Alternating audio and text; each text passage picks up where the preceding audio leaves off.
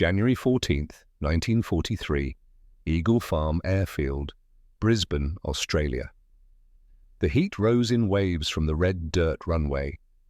6 B-17 Flying Fortresses descended through the morning haze, their silver bodies catching the sun like falling coins.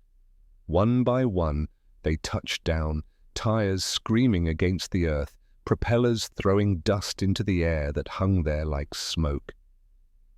Major Silas Thornwood stood at the edge of the tarmac, arms crossed, watching them land. He was 42 years old, though the lines around his eyes made him look older. His uniform was clean but faded. His hands, calloused and stained with engine grease, gripped a clipboard so tight the knuckles had gone white. The bombers taxied toward the hangar line. Ground crews ran out to meet them. Pilots climbed down from open hatches, faces streaked with sweat and oil. They did not smile. They did not celebrate. They only walked slowly toward the debriefing tent. Silas knew what the numbers would say before anyone spoke them. He had seen this scene too many times. The B-17S had flown 7,000 feet above the Bismarck Sea. They had dropped their payloads on a Japanese convoy, 16 ships moving in perfect formation. And they had missed. Again. The intelligence officer approached, holding a red folder. "One hit, Major. A near miss on a destroyer. No confirmed sinks." Silas looked at the folder. He did not open it. "1 out of 20 bombs," the officer continued. "That's 0.05% effectiveness." The sun beat down. Somewhere in the distance a crow called out, sharp and mocking. Silas turned and walked back toward the hangar. The officer followed. "Sir, the crews did everything right. The Norden bomb site is accurate. The problem is altitude. By the time the bombs fall 7,000 feet, the ships have already moved." Silas stopped walking. He stared at the hangar doors, massive and rusted, half open like the mouth of a cave. "I know what the problem is." The officer hesitated. "Sir, the pilots want to go lower, but at that altitude, the anti-aircraft guns will tear them apart. It's suicide." Silas turned to face him. "And what we're doing now? Dropping bombs into the ocean while Japanese reinforcements land safely on New Guinea? What would you call that?" The officer had no answer. Silas walked away. Inside the hangar, the air was thick with the smell of oil and paint thinner. Mechanics worked on a damaged B25 Mitchell, its nose cone removed, exposing the aluminum skeleton beneath. Silas walked past them without speaking. He climbed the stairs to his office, a cramped room overlooking the hangar floor, and closed the door.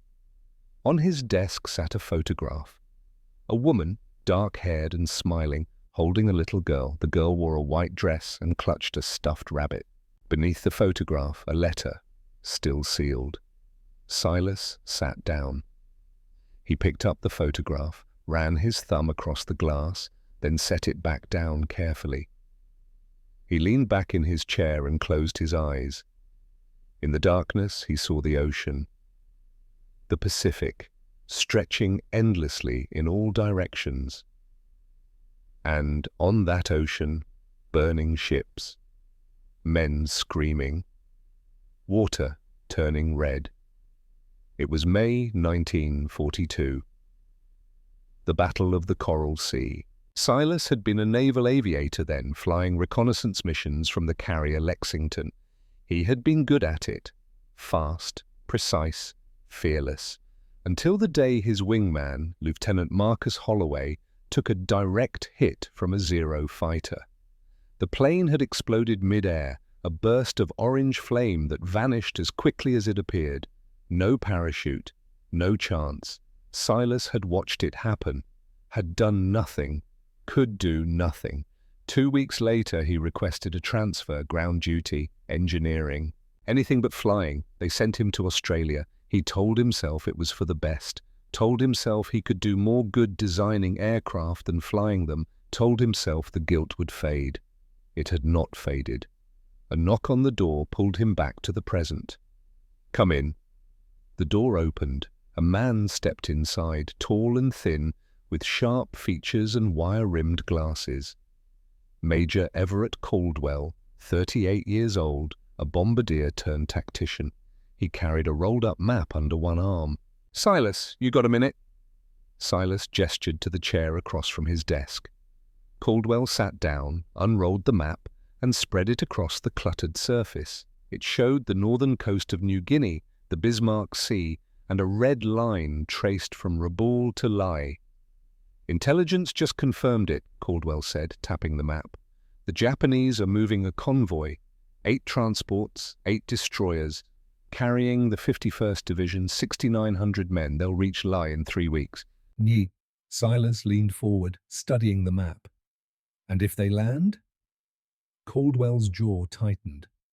"Our boys on the ground are already outnumbered 3-1. If another 7,000 Japanese soldiers show up, we lose New Guinea. And if we lose New Guinea..." He did not need to finish. Losing New Guinea meant losing Australia. Losing Australia meant losing the Pacific. Silas stared at the red line on the map. It looked so simple, just a line, just numbers, but he knew better. Those 6,900 men were sons, brothers, husbands, just like the American soldiers waiting on the beaches of New Guinea. "What do you want from me, Everett?" Caldwell pulled a photograph from his jacket pocket and placed it on the desk. It showed the wreck of an old cargo ship, the SS Pruth, half submerged near Port Moresby. "I've been testing a new bombing technique, low altitude, 250 feet. We skip the bombs across the water like stones on a river. They hit the ship at the waterline and detonate inside the hull." Silas picked up the photograph. The wreck was riddled with holes.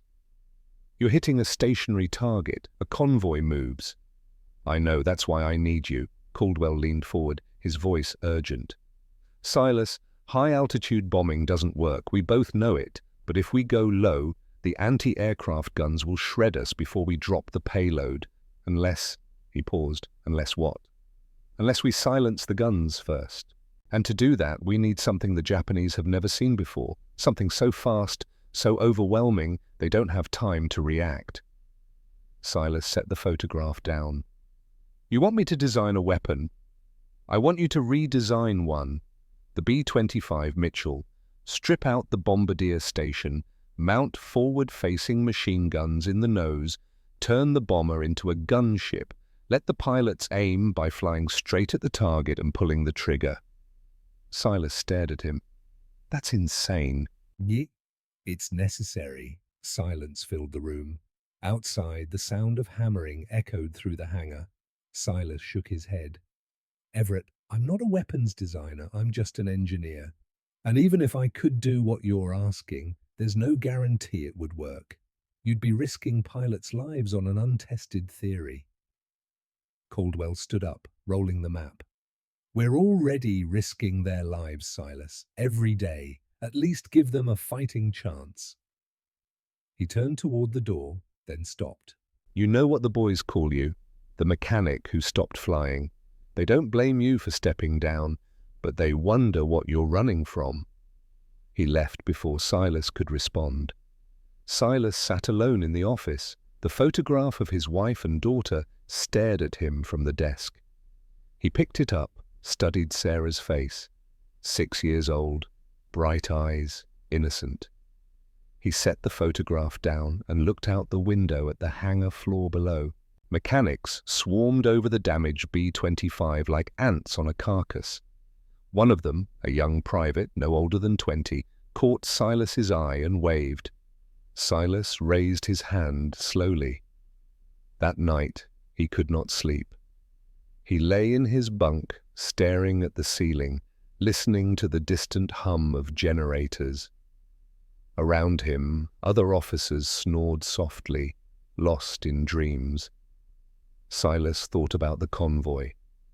6,900 men crossing the sea in 3 weeks. He thought about the American soldiers on New Guinea, 10,000 of them, waiting, hoping for reinforcements that would never come. At 2 in the morning, he got up, dressed, and walked across the airfield. The hangar was dark except for a single lamp hanging above the B-25. The mechanics had gone to bed hours ago. The bomber sat in silence, its nose cone still removed, exposing the hollow interior. Silas climbed inside. The space where the bombardier once sat was empty now, just bare metal and wiring. He knelt down, running his hands along the frame, feeling the rivets, the seams, the places where stress would concentrate if too much weight was added to the front. He took out a pencil and notebook from his pocket and began sketching. 8 Browning .50 caliber machine guns, 4 on each side of the nose, synchronized to fire together 6,800 rounds per minute. The math was simple.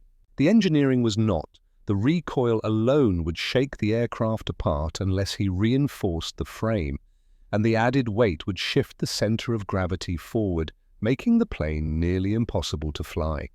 But it could be done. He worked through the night, filling page after page with calculations, diagrams, stress analyses. By the time the sun rose, his hands were black with graphite and his eyes burned from lack of sleep. But he had a design. February 15th, 1943. Silas requested a meeting with Brigadier General Howard Henderson, commander of the 5th Air Force. The general's office was located in a converted warehouse on the edge of the airfield, cramped and hot, with papers stacked on every available surface. Henderson was a bulldog of a man, 60 years old, with a thick neck and a voice like gravel. He had fought in the First War and carried the scars to prove it. Silas stood in front of his desk, holding the notebook. "Sir, I have a proposal." Henderson did not look up from the report he was reading.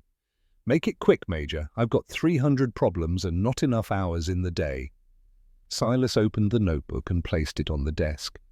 "I want to modify 12 B25 Mitchells, remove the bombardier stations and install 8 forward-facing machine guns in each nose, turn them into aerial gunships." Henderson looked at the sketches. His expression did not change. And what exactly would these gunships do? They'd go in first, low and fast, and neutralize the anti-aircraft defenses on Japanese ships. Once the guns are silenced, skip bombers follow up and sink the transports. Henderson leaned back in his chair. "Major, we don't have the resources to waste on experimental weapons. Every B-25 we have is needed for bombing runs." "Sir, with respect, those bombing runs aren't working. Our hit rate is less than 5%. The convoy headed for New Guinea will get through unless we try something different." Henderson's eyes narrowed. "And you think your idea will work?" Silas hesitated. The truth was, he did not know. It was a theory, a desperate gamble, but he met the general's gaze and said, "Yes, sir, I do." Henderson studied him for a long moment. Then he closed the notebook and slid it back across the desk. "Request denied." Silas felt the floor drop out from under him. "Sir," I said, "no, Major. You want to play inventor, do it on your own time. I need results, not science experiments." Henderson returned to his report, dismissing him with a wave. Silas stood there, frozen, the notebook heavy in his hands. Then he turned and walked out. He did not go back to his bunk. He did not go to the mess hall. He went straight to the hangar, past the mechanics, past the rows of aircraft, and climbed into the B-25. If the general would not give him permission, he would do it anyway.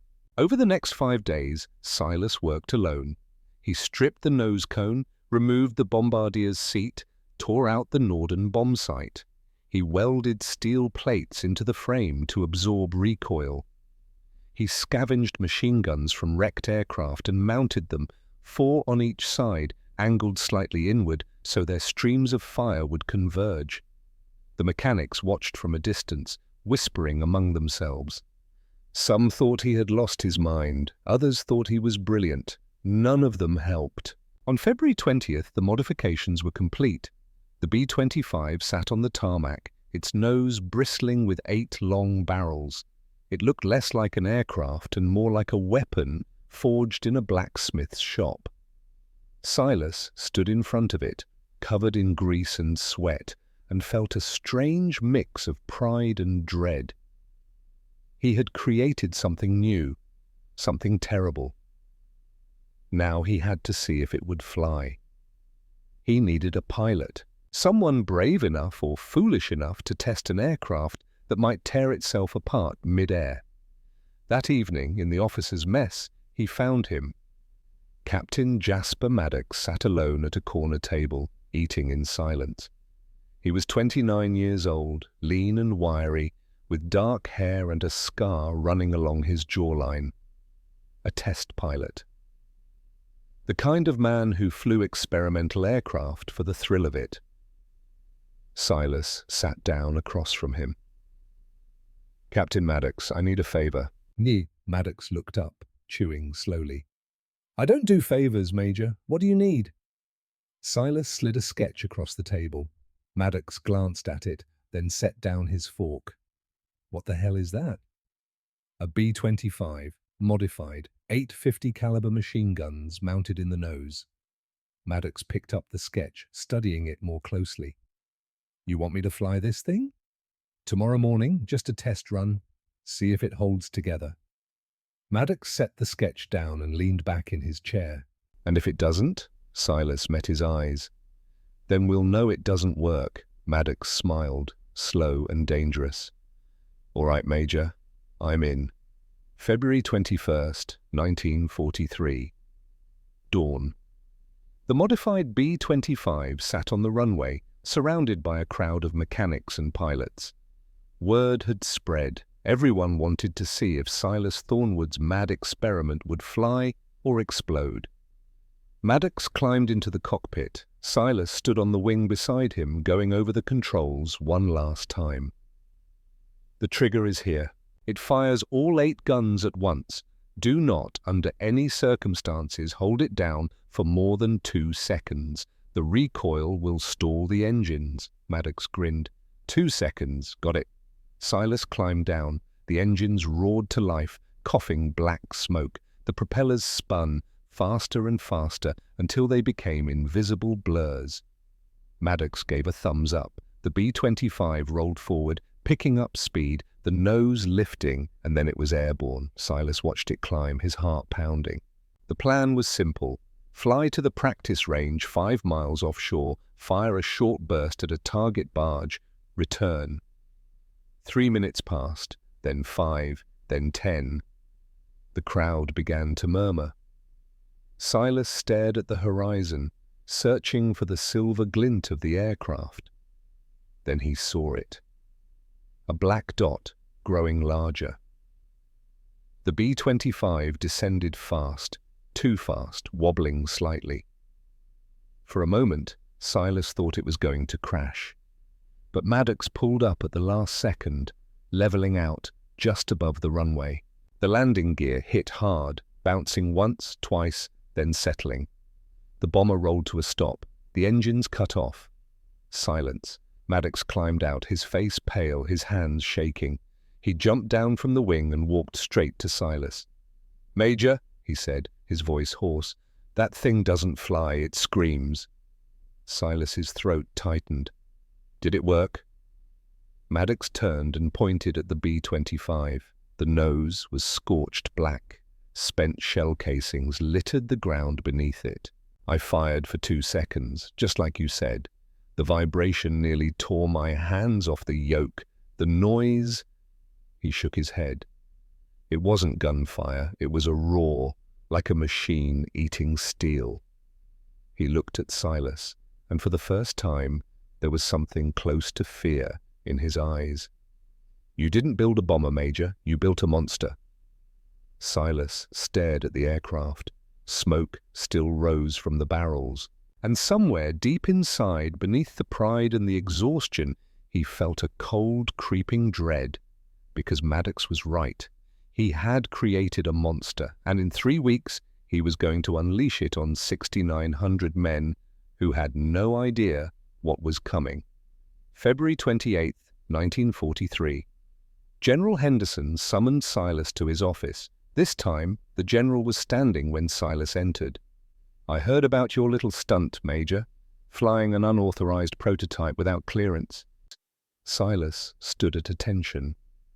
"Yes, sir." Henderson walked around the desk, arms folded. "I should have you court-martialed." "Yes, sir." The general stopped in front of him. "But I'm not going to, because your insane idea might actually work. The convoy leaves Rabaul in 4 days. I'm giving you authorization to modify 11 more B-25s. You have 72 hours. Silas felt the breath leave his lungs. "Sir, Don't thank me, Major. If this fails, it's your career. If it succeeds, you'll have saved 10,000 American lives. Either way, you won't sleep well again." Henderson returned to his desk. "Dismissed." Silas saluted and left. For the next 3 days, the hangar became a factory. Mechanics worked in shifts, 24 hours a day. Welders, electricians, armament specialists. Silas moved among them, checking every rivet, every wire, every gun mount. By March 2nd, 12 B-25 gunships sat ready on the flight line. Painted on their noses were names chosen by the pilots: Relentless, Hellbound, Reaper, Iron Fang. Silas stood in front of them as the sun set, his hands in his pockets, staring at the row of machines he had built. Everett Caldwell walked up beside him. "They look ready," Silas nodded. "Are you?" Caldwell asked. Silas watched the last light fade from the sky. "I don't know." That night, intelligence confirmed the Japanese convoy had left Rabaul, 16 ships, 6,900 men, heading south. The attack was set for dawn, March 3rd. Silas lay awake in his bunk, staring at the ceiling. Around him, pilots slept fitfully, dreaming of the battle to come. But Silas did not dream. He thought about the men on those ships. Young men, like the mechanics in his hangar. Like Marcus Holloway once. Like himself. He thought about the choice he had made. To build a weapon that could kill faster and more efficiently than anything before it. And he wondered, for the 100th time, if he was saving lives or becoming a monster. March 3rd, 1943. 4 a.m. The airfield came alive in the darkness. Pilots stumbled out of their bunks and walked to the flight line, their faces pale in the pre-dawn light. Ground crews loaded ammunition belts, checked fuel levels, armed the bombs. Silas stood near the hangar, watching them work. He would not fly with them. His place was here on the ground waiting. Maddox walked past, pausing when he saw Silas. "Major, wish us luck." Silas looked at him, at the young man who had volunteered to fly a machine that might kill him. "Come back alive, Captain." Maddox nodded and kept walking. At 5:30 a.m., the engines started. One by one, 12 B-25 gunships roared to life, their propellers cutting through the morning mist. Silas climbed onto the roof of the hangar to watch. The first bomber, Relentless, piloted by Jasper Maddox, rolled down the runway. It picked up speed, faster and faster, until the wheels left the ground and it lifted into the sky. One by one, the others followed. Silas watched them disappear into the darkness, heading north toward the Bismarck Sea. And for the first time in months, he prayed. Not for victory, not for glory, but for forgiveness, because in a few hours, the world would see what he had created, and nothing would ever be the same. March 3rd, 1943, 8 a.m., Port Moresby, New Guinea. The operations tent stood at the eastern edge of the airstrip, its canvas walls stained brown from months of rain and dust. Inside, the air hung thick and motionless, heavy with cigarette smoke and the smell of sweat-soaked uniforms. A single radio sat on a wooden table in the center of the room. It was an SCR-274 standard issue, its dials glowing faintly amber in the shadows. Static hissed through the speaker like breathing. Silas Thornwood stood beside it, arms crossed tight against his chest. His eyes never left the radio. He had been standing there for 2 hours. Around him, the tent buzzed with controlled chaos. Officers moved in and out carrying maps, casualty reports, weather updates, messengers ran between buildings, typewriters clattered in the corner, but none of it registered. Silas heard only the static. The 12 B25 gunships had taken off from Port Moresby at 6:30 a.m., flying north across the Solomon Sea toward the Bismarck. Radio silence until contact. That was the protocol. But protocol did not make waiting easier. Everett Caldwell sat in a folding chair near the tent entrance, elbows on his knees, a cigarette burning between his fingers. His own squadron, 13 skip bombers, had launched 15 minutes after the gunships. They would hang back, waiting for the signal, waiting for Silas's machines to do what they were designed to do. Clear the path. Silence the guns. Make it possible. Caldwell smoked his cigarette down to the filter, crushed it under his boot, and immediately lit another. His hands were steady, but Silas noticed the way he kept glancing at the radio, the way his jaw clenched every few seconds. Everyone in this tent knew what was at stake.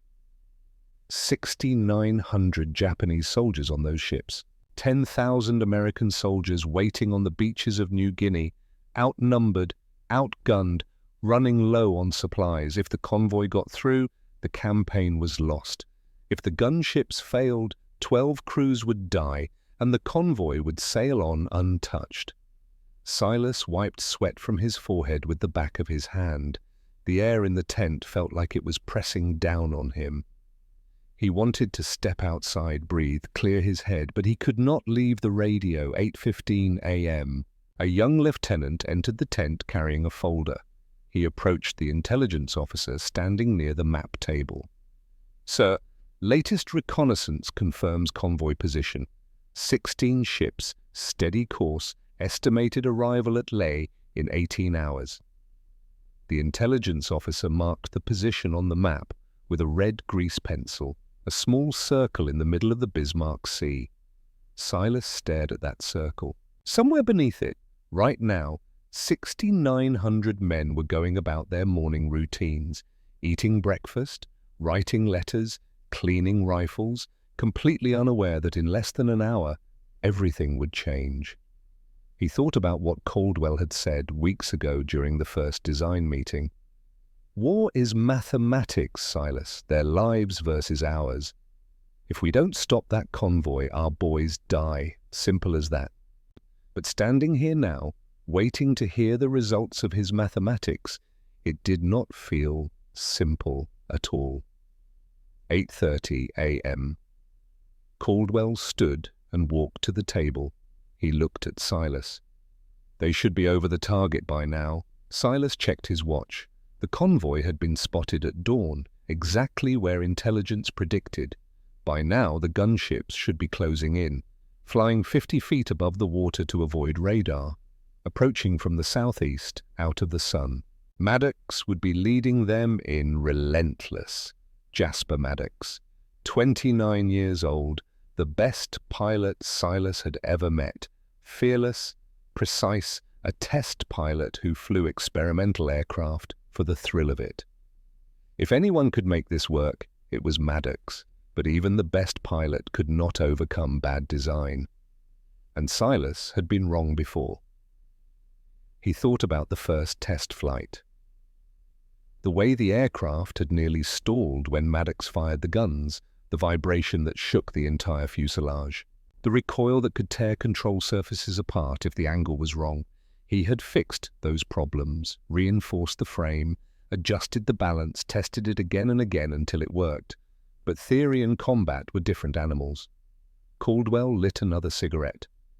"Silas, they're fine. Maddox knows what he's doing." Silas turned away from the table and walked to the entrance of the tent. Outside, the morning sun blazed white-hot against the airstrip. Heat shimmered off the metal roofs of the hangars. In the distance, a formation of B-17s returned from patrol, their shadows sliding across the red dirt. Normal. Routine. As if the world was not about to break apart 300 miles north. He stepped back inside. 8:47 a.m. The radio crackled. Every head in the tent turned. Silas lunged forward, his hand hitting the edge of the table. Caldwell was beside him in 3 steps. Static, a low hiss. Then a voice, distant and fragmented, cutting in and out. Command. This is relentless. It was Maddox, his voice tight, professional, clipped. Silas grabbed the microphone. Relentless, this is command.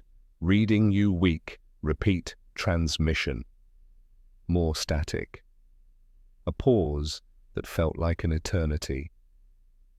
Then Maddox's voice came through again, clearer this time.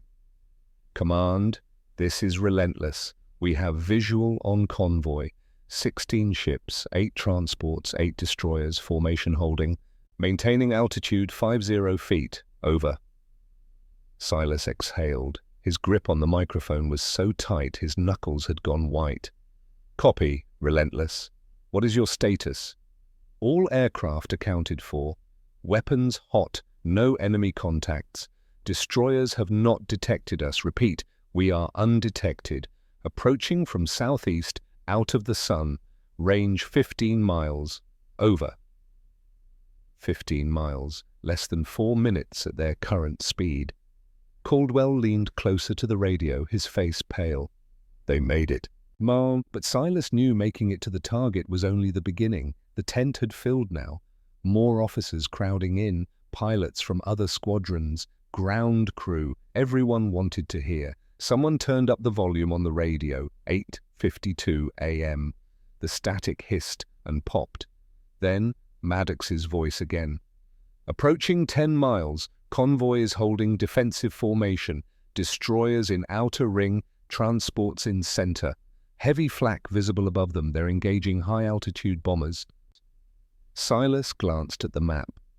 A diversionary flight of B-17s had been sent in at 7,000 feet, drawing Japanese anti-aircraft fire upward. The plan was working. The Japanese were looking at the sky, not at the sea. Maddox continued. Descending to wave height, speed 280, closing to 5 miles. Stand by. 5 miles, 2 minutes. Silas felt his heart pounding in his chest. He wanted to tell Maddox to pull up, to abort, to turn around, but he pressed his lips together and kept silent. Around him, the tent had gone completely quiet. No one moved, no one spoke. Everyone stared at the radio as if they could see through it, 300 miles north to the aircraft skimming across the water. 8:55 a.m. 3 miles, I can see them clearly now. Destroyers are firing upward at the B-17 says. No one's looking down, adjusting approach. Lining up flagship, 2 miles. Maddox's breathing was audible now through the speaker, fast, controlled. Silas closed his eyes. In his mind he saw the gunships. 12 silver aircraft racing just above the waves, their propellers throwing spray behind them. The convoy ahead, massive and slow, completely unaware. And on those ships men, soldiers, sailors, young men who had woken up this morning thinking they would live to see tomorrow. 9 a.m. A new voice broke through the static. Not Maddox. Someone else. Command, this is Reaper. We're trailing Relentless by half a mile. I've got a visual on the convoy from 1,500 feet. Silas grabbed the microphone. Reaper, maintain altitude. Do not engage until gunships clear the target. Copy, Command, but sir... The voice hesitated. What is it, Reaper? A pause. Static. Then the voice came back, quieter this time. Sir, I can see the deck of the transports. There are soldiers on deck. They're just standing there. Some of them are smoking. One's leaning against the rail, writing something. They have no idea we're coming. Silas felt the floor tilt beneath him. Caldwell put a hand on his shoulder. Silas, But Silas did not hear him. In his mind he saw them, young men, 19, 20 years old, standing on the deck of a transport ship in the morning sun, smoking cigarettes, writing letters home to mothers and sisters and sweethearts, just like American soldiers did, just like Marcus Holloway had done the morning before he died. They were not monsters. They were not machines. They were boys, and in less than 60 seconds, Silas's creation was going to tear them apart. He stared at the microphone in his hand. He could stop this. Right now. One word. Abort. The gunships would pull up, circle back, return to base. The convoy would sail on, and 10,000 American soldiers on New Guinea would die when the Japanese reinforcements arrived. Caldwell's voice cut through his thoughts. "Silas, it's them or us, you know that." Silas opened his eyes. He looked at Caldwell, at the officers standing around the table, at the young lieutenant near the map, barely 20 years old himself. His throat felt like it was closing. "I know." But knowing did not make it easier. He set the microphone down and stepped back from the table. His hands were shaking. Caldwell picked up the microphone. "Reaper, this is command. Maintain altitude and stand by. Do not break formation. Copy, command." The radio fell silent again. Silas walked to the corner of the tent and stood there, arms wrapped around himself, staring at nothing. He had built a weapon, a machine designed to kill as efficiently as possible, and now, in less than a minute, he was going to find out if it worked, and whether he could live with the answer. 9:02 a.m. Maddox's voice exploded through the speaker. 1 mile, they see us! Flak opening up. The sound of his breathing filled the tent, fast and shallow. "Destroyers turning, guns swinging down, 1/2 mile." An officer near the radio shouted, "Come on, Maddox." 1/4 mile, lining up the flagship, firing in 3, 2, 1. The radio erupted with noise, not words, not voices, sound, pure mechanical sound, a continuous deafening roar that filled the tent and drowned out everything else.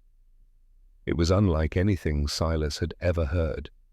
Not the staccato chatter of machine guns, not the rumble of engines. It was a scream, a mechanical scream that tore through the air and did not stop. 850 caliber Browning machine guns firing in unison, 6,800 rounds per minute, a wall of metal traveling at 2,900 feet per second. The roar lasted 8 seconds, then it stopped. Maddox's voice came back, breathless, ragged. "Direct hit. Flagship bridges." Jesus Christ, it's gone. The whole thing just disintegrated. Another burst of gunfire, shorter this time, 4 seconds. Second ship, anti-aircraft crews. They're all dead. Switching targets. Silas stood frozen in the corner. His ears were ringing. His vision had narrowed to a tunnel. This was it. This was what he had built. Another voice broke through. "Lieutenant Reynolds, flying hellbound. Transport on my left, opening fire." The sound again. Longer this time. 10 seconds. 15. When it stopped, Reynolds's voice was shaking. "The deck, there's nothing left, it's just gone. There were men on that deck. They're... Oh, God." More voices now, overlapping, frantic. "Destroyer turning hard to port, engaging. Transport number 3, hit and burning. They're trying to scatter. They don't know where to run. Flak's wild, they're shooting blind." Caldwell stood over the radio, his face white, his cigarette burning forgotten between his fingers. Silas wanted to look away, wanted to cover his ears, wanted to run, but he stood there, listening, as the destruction unfolded 300 miles away. This was his responsibility, his design, his doing. He would not look away. 9:07 a.m. Maddox's voice cut through the chaos, loud and clear. "Skip bombers, this is relentless. Anti-aircraft is suppressed. Repeat, guns are suppressed. You are clear to attack. Over." A new voice, calm, steady. It was Major Patterson, Caldwell's squadron leader. "Copy, relentless. Beginning attack run." Caldwell turned toward the door. "I have to go." Silas looked at him. "Everett." But Caldwell was already moving. He stopped at the entrance and turned back, his eyes meeting Silas's. "You did it, Silas. You gave them a chance." Then he was gone, running across the airstrip toward the flight line where his own bomber waited. Silas stood alone with the radio. Around him, the tent had erupted in controlled chaos. Officers shouting orders, messengers running, maps being updated with red marks. But Silas heard none of it.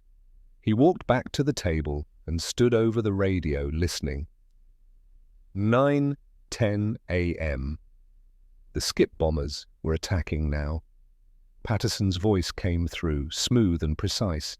"Approaching target Alpha, range 600 yards, altitude 250, dropping in 5, 4, 3, 2, 1, bombs away."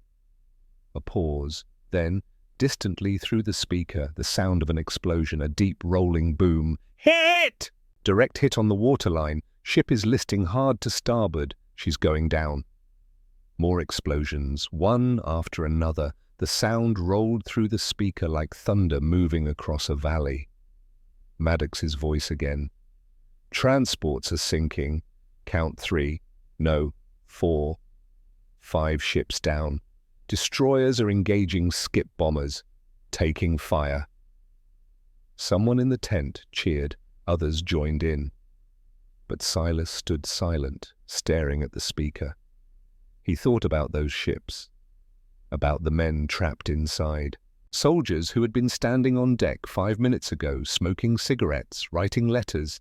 Now they were in the water, or trapped below decks as the ships went down, drowning in darkness because of him. An intelligence officer walked past, grinning. "Major Thornwood, it's working. Your gunships are..." Silas turned and walked out of the tent. Outside, the sun was blinding. The heat hit him like a physical force. He walked across the airstrip, past rows of parked aircraft, past ground crews working on engines, until he reached the edge of the jungle.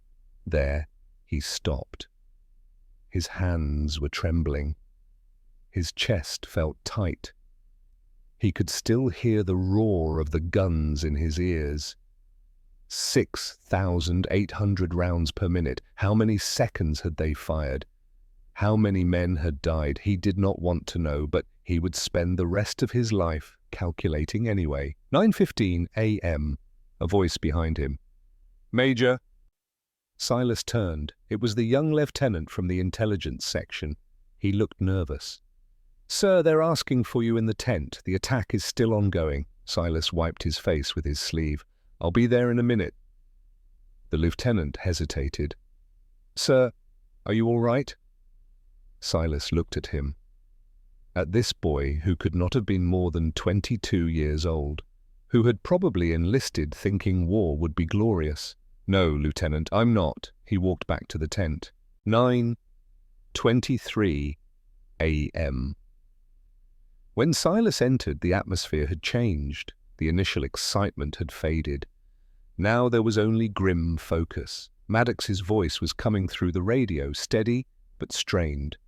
"All gunships, break off and return to base. Mission complete. Repeat, mission complete. Over." An officer near the map was updating the tally. Red X marks over ship positions. Confirmed kills, 8 transports, 4 destroyers, estimated casualties. He paused, his voice dropping. 6,500 enemy dead or missing. 6,500. Silas felt the number settle over him like a weight. Not enemy. Men. Caldwell's voice crackled through the radio. Command, this is Sledgehammer. Skip bombing run complete. All targets engaged. Returning to... The transmission cut off. Silas stepped closer. Sledgehammer, say again. You're breaking up. Static. Then a different voice. Urgent. Command, this is Reaper. We've got a problem. The tent went quiet. Go ahead, Reaper. It's Major Caldwell's bomber. I saw him take a hit. 25mm cannon. Starboard engines on fire. He's losing altitude. Silas felt his stomach drop. He grabbed the microphone. Reaper, can you confirm his position? He's about 2 miles north of the convoy, trying to gain altitude, but... Wait. A pause that stretched too long. Reaper, report! He's going down. He just ditched in the ocean. I see the splash. No shoot. Repeat, no parachute deployment. He went down with the aircraft. The microphone slipped from Silas's hand and clattered on the table. Everett, an officer, picked up the microphone. Reaper, can you confirm crew status? Negative. Aircraft went in nose first. Heavy impact. I'm circling, but I don't see survivors. Wait, there's something in the water. Looks like... Yes, I see a life raft. Single occupant. Silas grabbed the microphone back. Reaper, can you identify? Stand by. Me. The seconds crawled past. Command, it's Major Caldwell. He's in the raft. He's waving. He's alive. The tent erupted in cheers, but Silas closed his eyes and leaned against the table. Everett was alive, but for how long? The ocean was vast. Sharks, exposure, Japanese sailors in the water who might see him as an enemy. He opened his eyes and spoke into the microphone. Reaper, maintain visual contact. Mark his position. We're sending rescue. Copy, Command. I've got him. He's not going anywhere. Silas turned to an officer. Get a seaplane in the air. Now. Yes, sir. 9:45 a.m. The gunships began reporting in. One by one, they called their status and fuel levels. Most were returning to Port Moresby. Some were damaged and diverting to emergency strips. All accounted for, except one, Iron Fang, had not checked in. At 10:15 a.m., a search plane reported wreckage in the water. 4 men missing, presumed dead. Captain Vickers and his crew, flying an aircraft Silas had modified, trusting his design. And now they were gone. Silas sat in a folding chair in the corner of the tent, his head in his hands. The tent had cleared out. Most of the officers had gone to prepare for the returning aircraft. Only a few remained, quietly updating logs and reports. The radio hissed softly. Silas sat there, motionless, as the full weight of what had happened settled over him. 12 ships destroyed, 6,500 men dead. 4 American airmen lost. And Everett Caldwell, somewhere in the ocean, waiting to be rescued. All because of a design Silas had sketched in a notebook 6 weeks ago. One of the remaining officers approached. Major Thornwood, the general wants to see you. He's calling it the greatest naval air victory in history. Silas looked up at him. Tell the general I'll see him later. Sir, he specifically asked, Later. The officer hesitated, then left. Silas stood and walked back to the radio. He picked up the microphone. Reaper, this is Command. Status on Major Caldwell. Still visual, Command. He's conscious. Looks like he's injured, but mobile. Rescue seaplane should be here in 20 minutes. Copy. Keep him in sight. Will do, Command. He's a tough one. He'll make it. Silas set the microphone down. 20 minutes. He walked outside and stood in the sun, watching the sky to the north. Somewhere out there, Everett Caldwell was floating in the ocean, burned and bleeding, waiting for help. And somewhere beneath those same waters, 6,500 men were sinking into darkness. The cost of 15 minutes. The cost of innovation. The cost of war.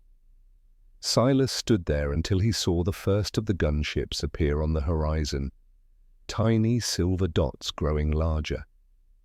Then he walked toward the flight line to meet them. 12:30 p.m.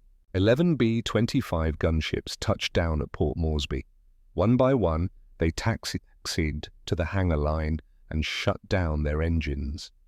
Silas stood near the hangar, watching them land. Pilots climbed out, their flight suits soaked with sweat. Some were grinning, pumping fists in the air. Others looked shell-shocked, moving slowly, as if they were not entirely sure they were still alive. Ground crews swarmed the aircraft, checking for damage, counting bullet holes, refueling. Maddox was the last to land. Relentless, touched down hard, bouncing twice before settling. When the engines shut off, smoke poured from the nose. The entire forward section was scorched black. Maddox climbed out slowly. His hands were shaking. His face was pale beneath the grime and sweat. He walked straight to Silas. Neither spoke for a moment. Finally, Maddox said, "We did it." Silas looked at him. "At what cost?" Maddox glanced back at the bomber, at the blackened nose, at the spent shell casings littering the ground beneath it. 12 ships. I don't know how many men. Thousands. 6,500, Silas said quietly. Give or take. Maddox closed his eyes. Jesus. Iron Fang didn't make it back, Silas said. Maddox nodded. I know, I saw them go down. And Caldwell's missing. He ditched. Reaper said he's alive. Rescue's on the way. Silas nodded. They stood in silence, surrounded by the noise of the airfield. Engines, voices, the clatter of tools. Finally, Maddox said, Major, what we did today, it's going to change everything. Silas looked at the row of gunships, at the mechanics already inspecting them, making notes for repairs and improvements. I know, Maddox hesitated. Are you okay? Silas turned away. I don't think I'll ever be okay again, Captain. He walked back toward the operations tent, leaving Maddox standing alone. 3:47 p.m. The radio crackled. Silas, who had been sitting in the tent for the past 3 hours, looked up.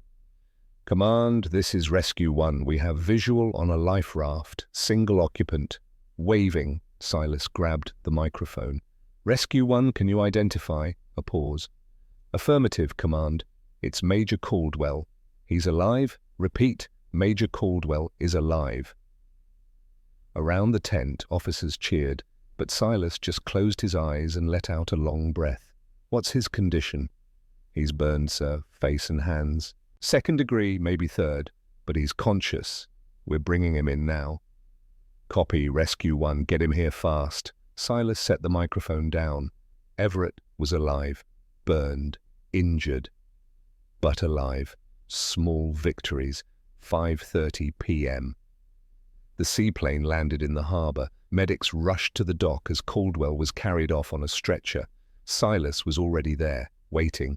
Caldwell's face was red and blistered, his skin peeling in places. His hands were wrapped in gauze already seeping through with blood and clear fluid, but his eyes were open. When he saw Silas, he tried to smile. It must have hurt because he stopped immediately. Silas, we did it, didn't we? Silas knelt beside the stretcher.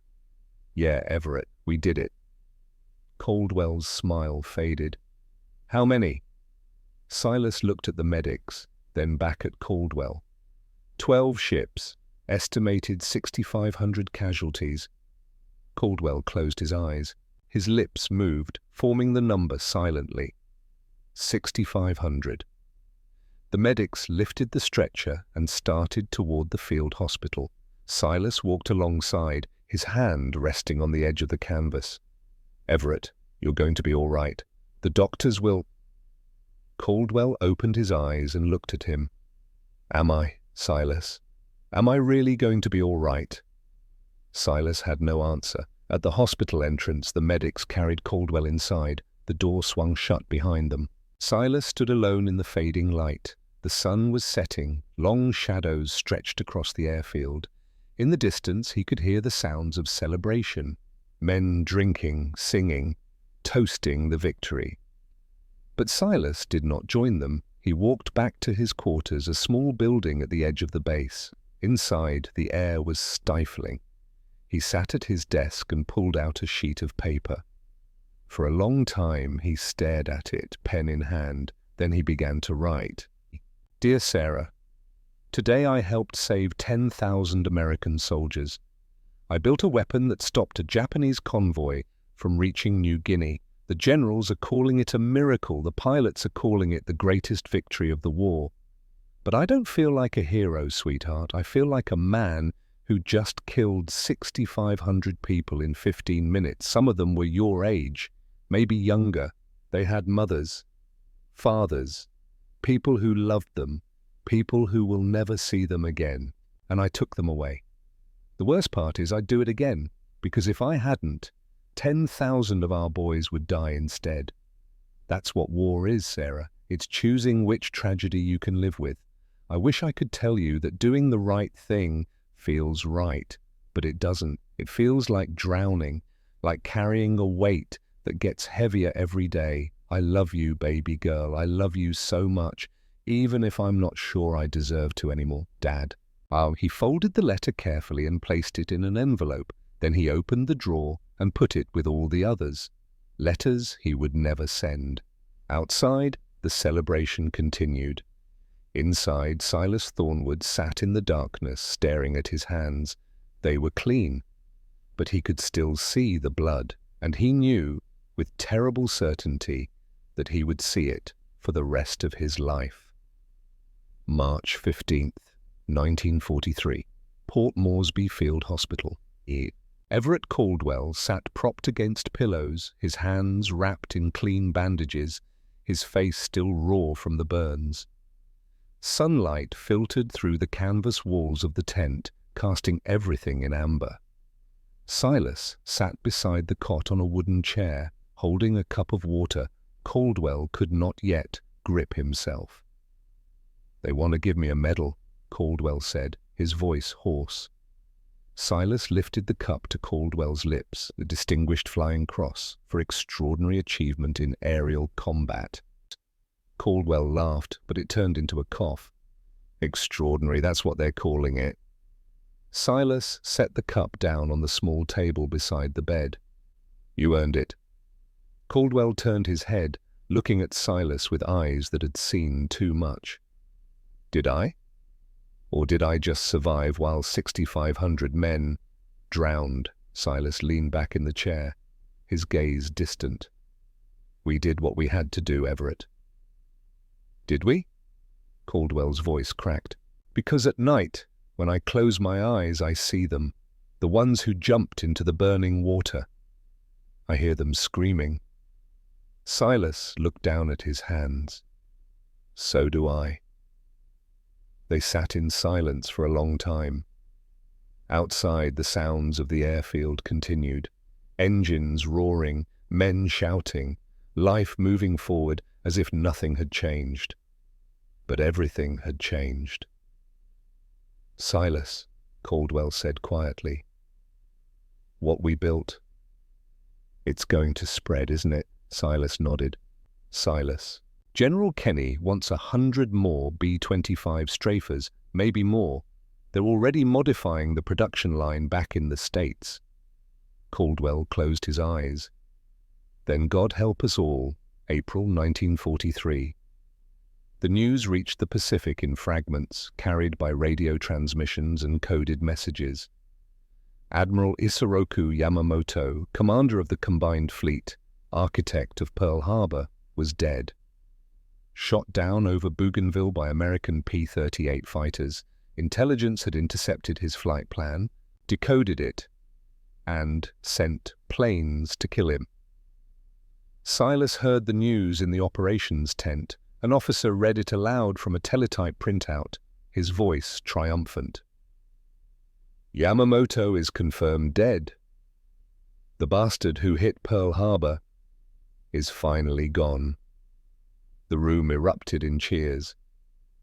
But Silas walked outside. He stood alone on the edge of the airfield, watching the sun set over the jungle. Somewhere, Hundreds of miles north, Japanese sailors were pulling their admiral's body from the wreckage, grieving, just as Americans had grieved after Pearl Harbor. The cycle continued. Attack, retaliation, death, more death.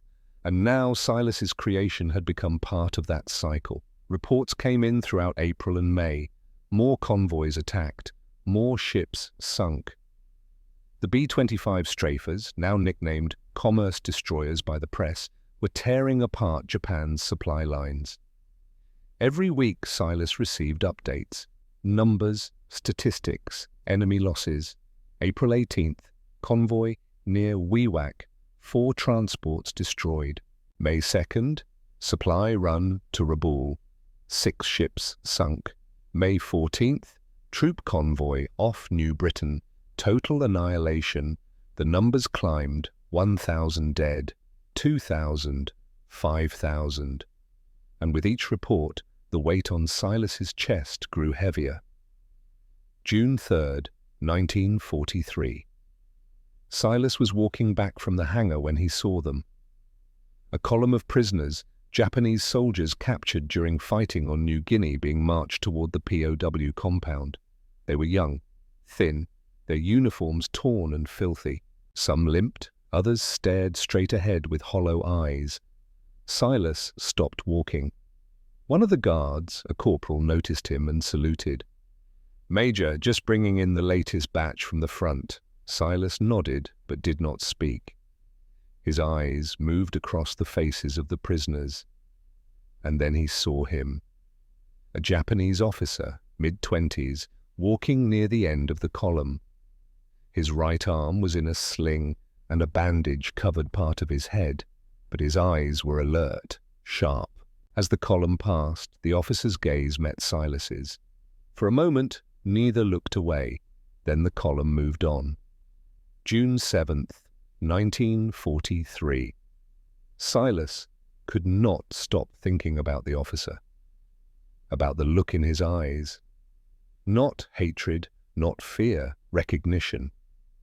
As if they both understood something the others did not. On impulse, Silas went to the POW compound.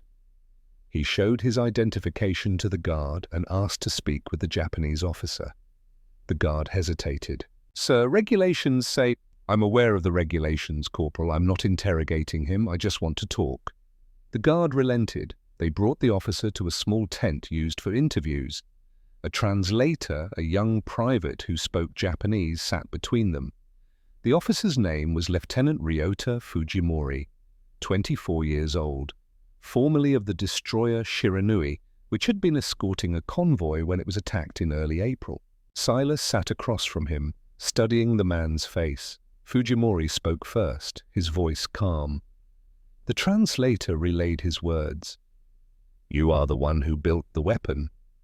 Silas blinked. "How do you know that?" Fujimori smiled faintly. "The guards talk. They are proud of their gunships. They say an engineer designed them, a man named Thornwood." Silas leaned back in his chair. Fujimori continued. "I commanded 400 men on my ship. When your aircraft attacked, I was on the bridge. I saw them coming, low.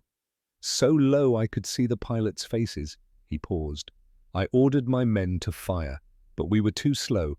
Your guns." "They did not stop. They tore through the bridge, through the deck, through my men." His voice did not waver. 370 of them died in less than 2 minutes. Silas felt his throat tighten. "I'm sorry." Fujimori looked at him, his expression unreadable. "Are you? Or are you proud that your invention works so well?" Silas met his gaze. "Both." Fujimori nodded slowly. "At least you are honest." The translator shifted uncomfortably but said nothing. Silas leaned forward. "If you were in my position, would you have done the same thing?" Fujimori considered the question. "Yes. To save my soldiers, I would have done anything, just as you did." He reached into his pocket and pulled out a folded piece of paper. stained and worn. He placed it on the table. This was found on one of the transports, a letter, written by a private named Daichi Ishikawa. 19 years old, he was writing to his mother. The translator picked up the letter and read it aloud, translating as he went. "Dear Mother, we are on our way to New Guinea. The officers say it will be an easy voyage. I am not afraid. When I return, I will bring you a gift from the islands. Please do not worry about me. I will be home soon. Your son, Daichi." The translator set the letter down. Silas stared at it, unable to move. "He did not make it home," Fujimori said quietly. "He drowned when the transport sank. His body was never recovered." Silas picked up the letter with trembling hands. The ink was smudged, the paper fragile. "Why are you showing me this?" Fujimori leaned back in his chair. "Because I want you to understand. The men you killed were not monsters. They were boys, sons, brothers, just like your soldiers." Silas set the letter down carefully. "I know." "Do you?" Fujimori's voice sharpened. "Or do you tell yourself they were the enemy, and that makes it acceptable?" Silas looked at him, his voice barely above a whisper. "I don't know anymore." Fujimori studied him for a long moment.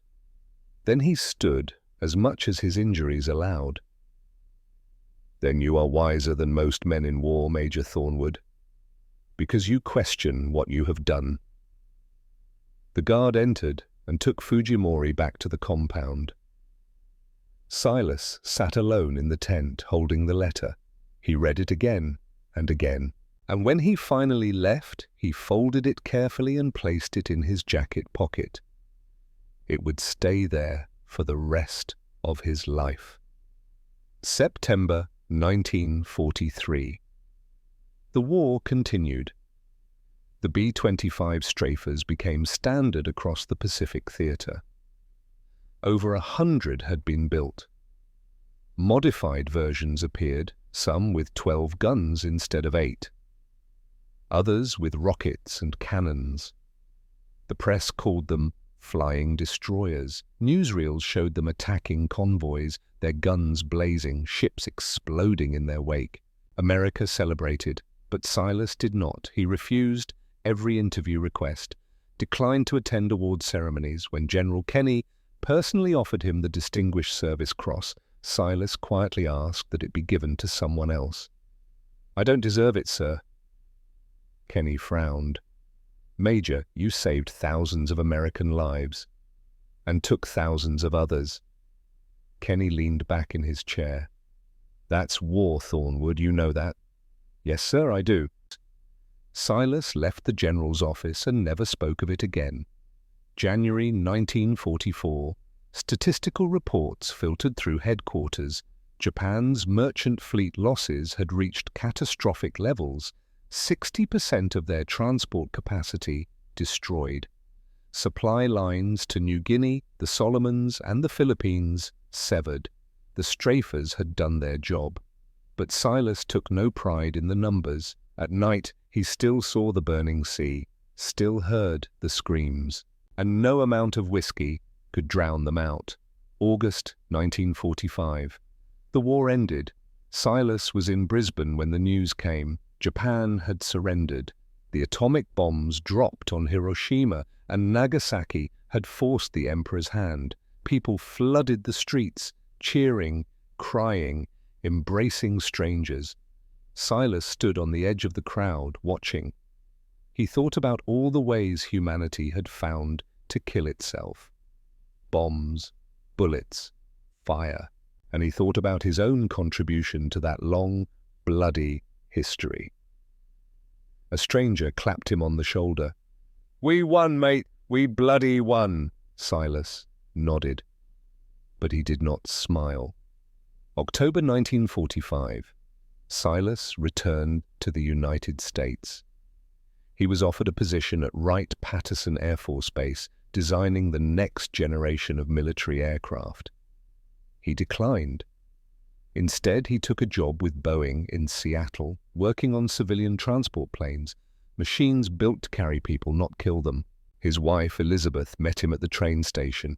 She looked older, tired, but when she saw him, she smiled. Sarah was 12 now, tall and serious with her mother's eyes. She ran to him and wrapped her arms around his waist. "Daddy, you're home." Silas held her tight. "Yeah, sweetheart, I'm home." That night, after Sarah went to bed, Elizabeth sat with him in the kitchen. "You're different," she said. Silas looked at her. "How?"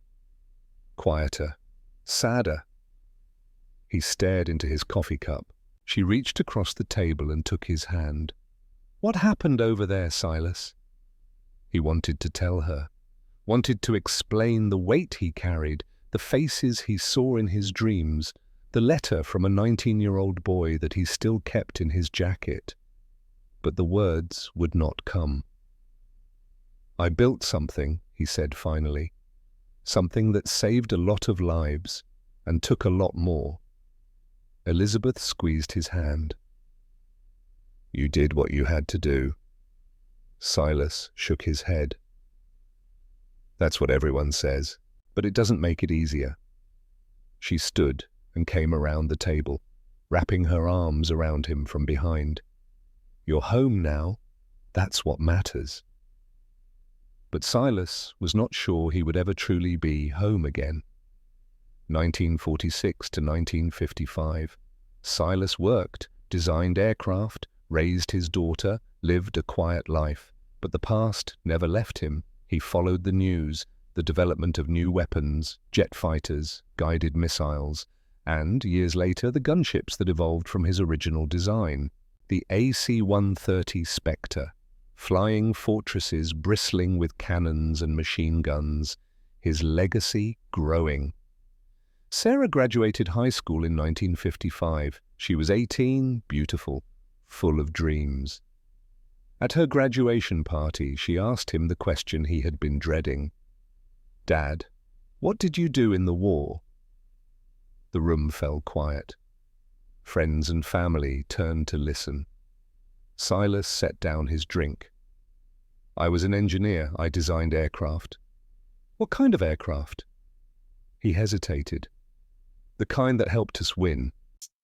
Sarah smiled, proud, but Silas felt only the weight of the lie.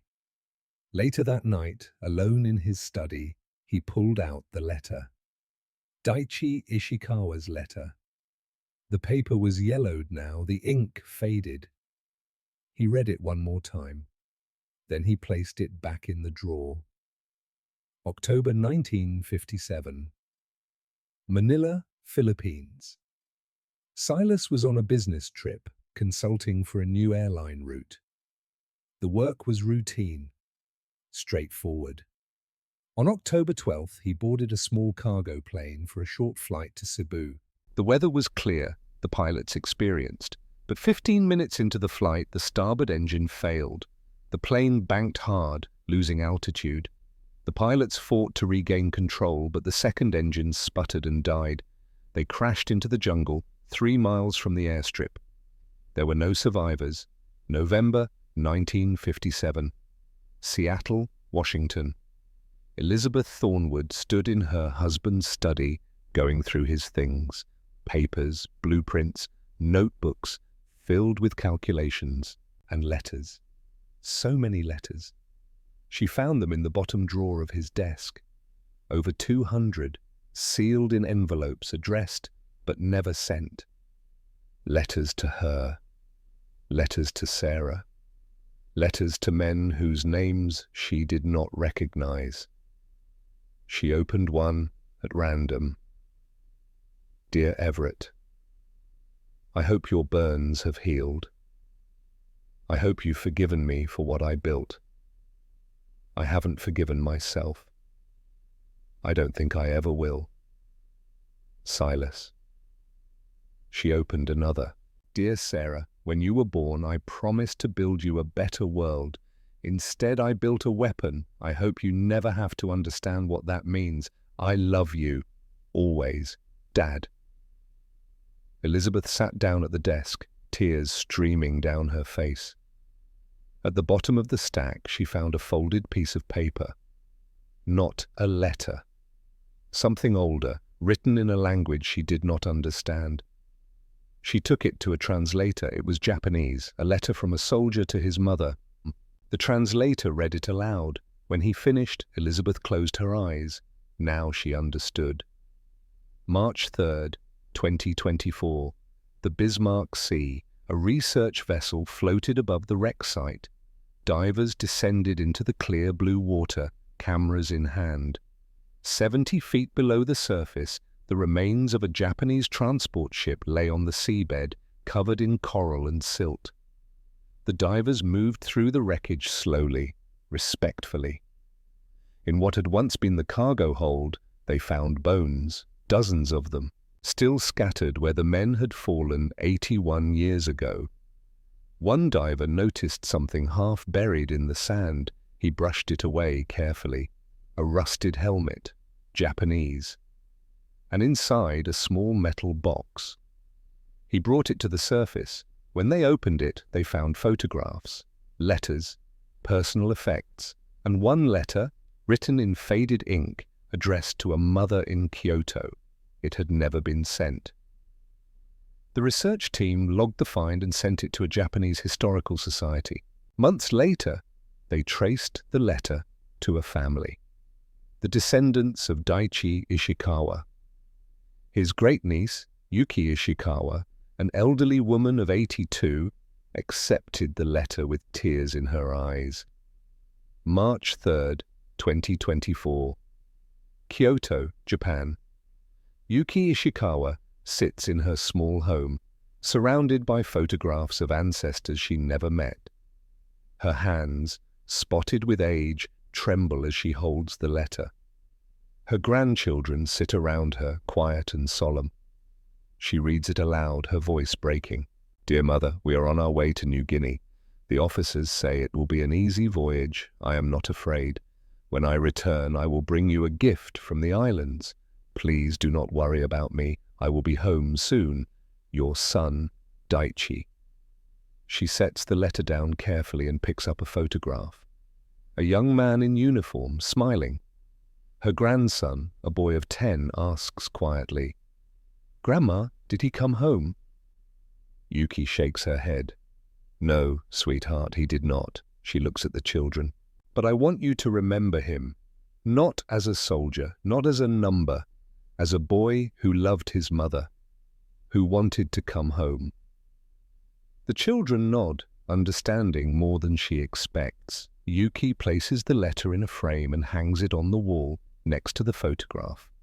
A boy who never came home, one of 6,500, March 3rd, 2024, National Museum of the United States Air Force. Dayton, Ohio. The B25 Strafer sits in the center of the exhibit hall, restored to pristine condition.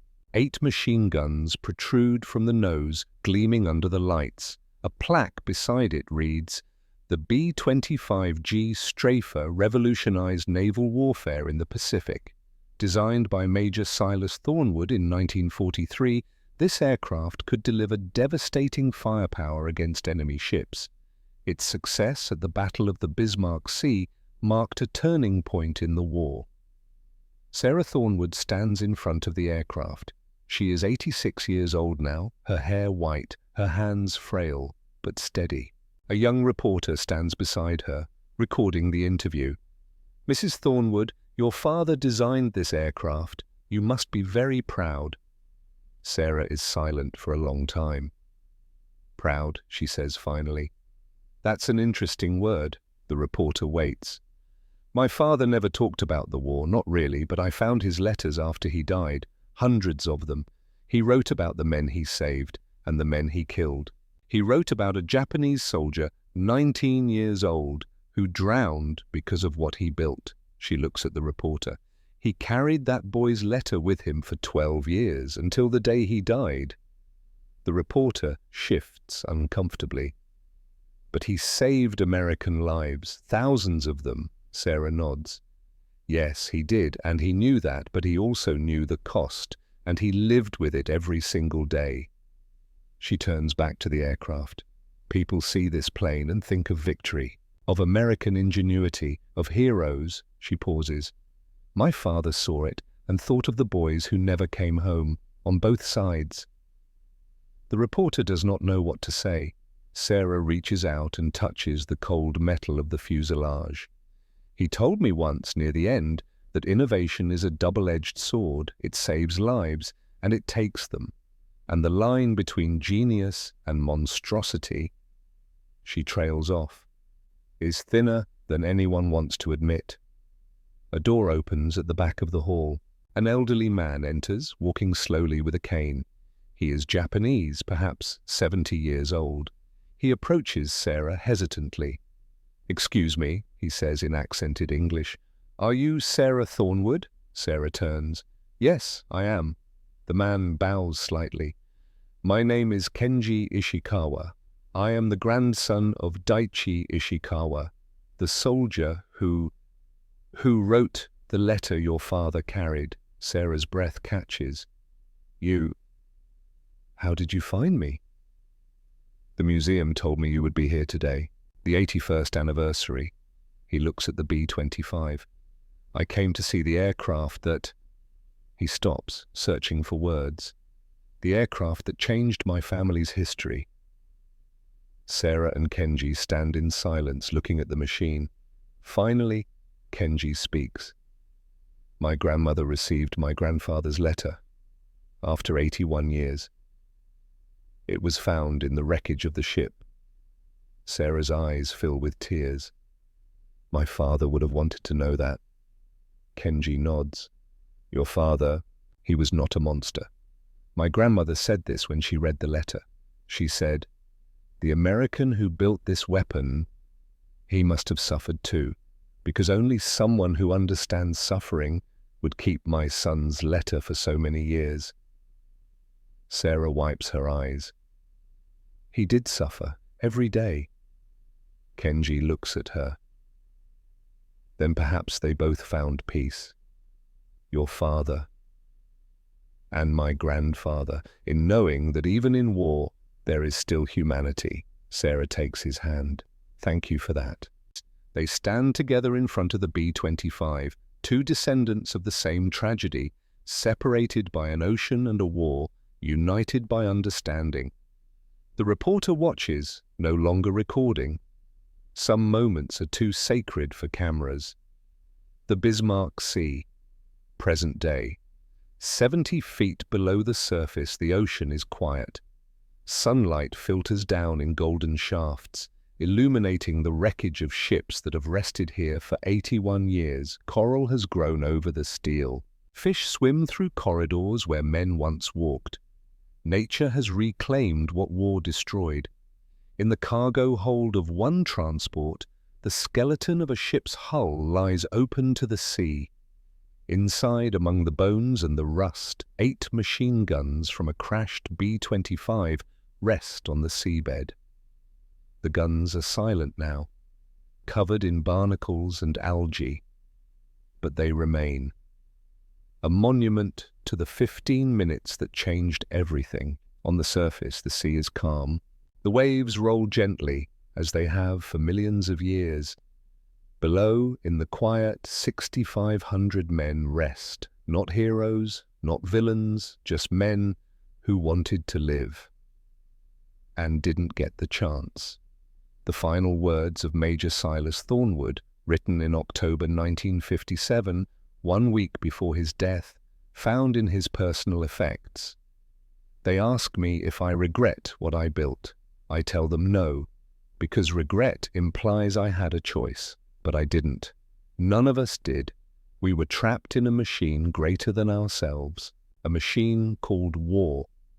In that machine, the only choice is to survive or to die. I chose survival.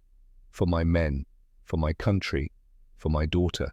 But survival came at a cost. 6,500 lives, 6,500 mothers who never saw their sons again.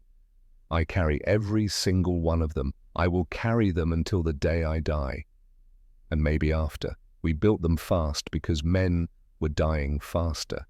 But speed is not righteousness, and efficiency is not justice. If there is a lesson in all of this, it is this. The distance between genius and monstrosity is not measured in miles or years. It is measured in the weight of what we are willing to carry, and some weights never get lighter.